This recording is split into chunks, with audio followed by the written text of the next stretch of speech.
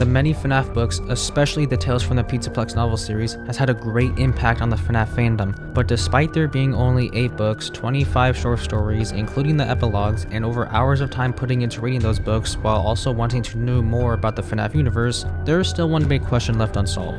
Does Tales from the Pizzaplex actually matter? The majority of us know that the FNAF books probably aren't canon to the actual in-game universe, assuming I'm right, but they are in fact a major influence towards the lore and story behind the games themselves. This leads me to the question whether or not the FNAF books actually play a role in the development of the games, and if so, then what do they contribute towards? In case you guys don't already know, Tales from the Pizzaplex isn't canon to the actual in-game universe to Five Nights at Freddy's. This is confirmed by the most recent FNAF game, Secret of the Mimic, and arguably one of the best FNAF games I've played in a while besides the Security Breach DLC, Ruin. Besides that, there are a lot of things notably in the books that automatically make the connections between the books and the games impossible. For example, in the story Didophobia from the 8th Tales from the Pizzaplex book, a kid named Rory is inside the sister location bunker within the FNAF 4 house. The story goes and explains that the nights that Rory faces off against the nightmare animatronics is all a lie. It's actually hallucinogenic gas that makes things seem real even though they're not. This would explain a lot of information about the games and the books, but the story isn't canon to the actual in-game universe. This is solely because the crying child in FNAF 4 was bitten by Fredbear and is in a coma, while Rory is just a normal person locked away in the sister location bunker after running away from his family. Some of you could argue that the Fazbear Frights novels are canon or congruent to the universe in which Tales from the Pizzaplex books take place in, simply because the heart-shaped locket from the story Frailty is described as the same locket from the one in the books in the Fazbear Frights novels. But I'm not here to talk about the canonicity of the books, games, or anything in particular. I'm here to solely talk about why the Tales books have a huge impact on the future of FNAF and why they're so important to the franchise as we know it. The influence from the books to the games all has to do with the one word which I previously just said, which is canonicity, meaning that something is in line with or congruent to a series of events that have taken place. The way these books influence the games is all thanks to a different story of FNAF Security Breach that was cut before the game's release. The first couple of teaser trailers and even the first official gameplay trailer had an alternate story to the game that we didn't and unfortunately will never get to see.